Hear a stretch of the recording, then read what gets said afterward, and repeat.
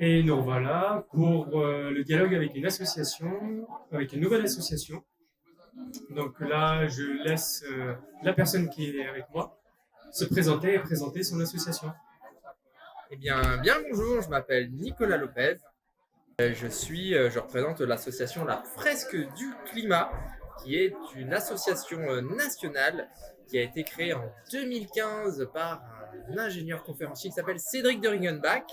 Et actuellement, donc, il y a des groupes locaux partout en France, et notamment un à la Crèche, en sud de Sèvres. Donc, c'est pour ça que je suis là aujourd'hui, c'est pour vous parler de cette question. Et vous pouvez nous parler des activités proposées par cette association? Oui, bien sûr. Donc, la Fresque du Climat, c'est le nom de l'association, mais également le nom d'un atelier. Un atelier qui permet de comprendre en seulement 3 heures les causes et les conséquences du dérèglement climatique. Et donc, en fait, l'activité qu'on a, c'est on fait des ateliers dans les écoles, dans les entreprises, en grand public et dans les associations pour bien leur faire comprendre les causes et les conséquences du dérèglement climatique avec un atelier ludique, coopératif et qui se fait du coup en groupe de 4 à 8 personnes autour d'une table. Et donc, si je comprends bien, vous avez une antenne sur la crèche. Exactement. Depuis 1 an, nous avons une antenne sur la crèche qui a une permanence donc le 3e jeudi de chaque mois à la salle Champ-Cornu. Et d'ailleurs, le 21 septembre, il y aura un atelier de la Fresque du Climat qui sera organisé de 18h30 à 21h30 dans la salle Champ-Cornu. Ok, donc pour répéter la date, donc c'est la prochaine Fresque du Climat, c'est le 21 septembre. Oui, 18h30, 21h30. 18h30, 21h30, je suis encore dit. Et là, on va prendre un petit temps pour parler des personnes qui font vivre cette association. Vous pouvez m'en dire 2 mots? Oui, bien sûr. Les personnes qui font vivre cette association, ce sont des personnes qui sont sensibles à la question du climat et qui ont envie de faire partager ces connaissances à différentes personnes qui n'ont pas forcément l'envie d'aller lire des bouquins sur le sujet. Et donc, c'est pour ça que cet atelier est pertinent. C'est parce qu'en fait, c'est juste des cartes qu'il faut réorganiser par ordre de cause à conséquence. Donc, il y a ce côté ludique qui participe au succès de cet atelier. En effet, actuellement, dans le monde, mais majoritairement en France, plus d'1 million de personnes ont suivi cet atelier. Et c'est également un atelier qui est très facile à prendre en main pour devenir animateur ou animatrice, parce que il suffit de suivre une formation de 3 heures après avoir suivi l'atelier pour soi-même animer l'atelier partout en France. C'est notamment moi ce que j'ai fait, et donc maintenant j'essaye d'en animer dans les écoles et dans les associations. D'accord.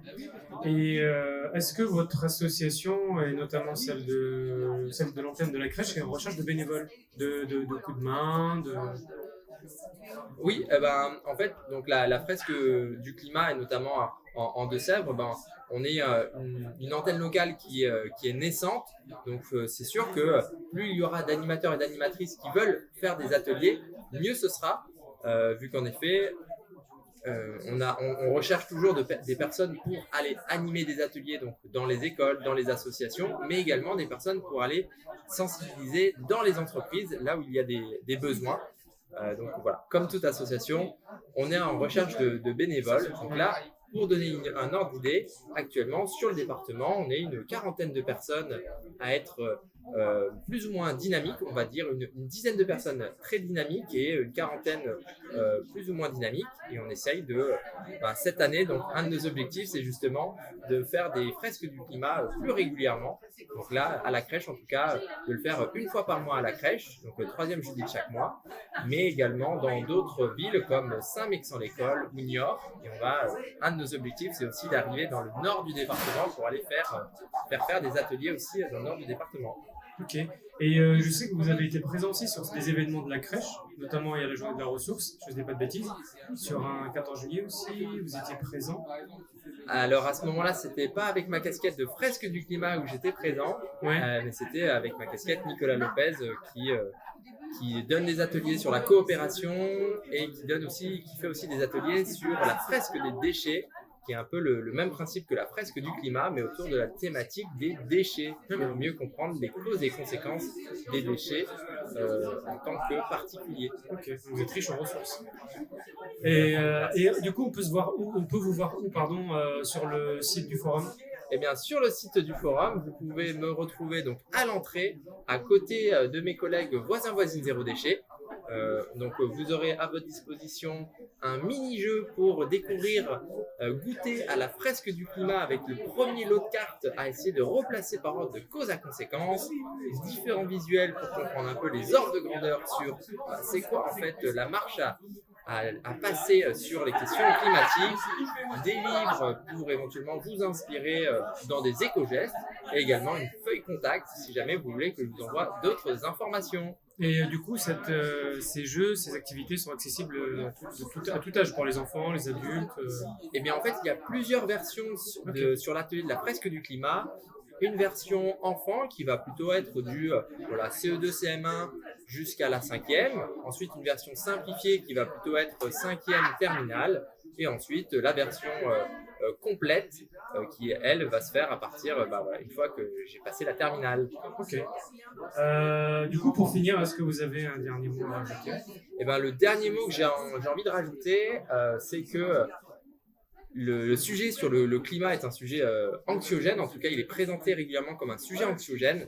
Pour moi, au contraire, c'est un sujet qui me donne plein d'élan parce que justement, il y a plein de choses à changer et c'est ça que je trouve génial. Et j'ai envie justement de partager mon élan dans les actions à faire pour agir sur le climat.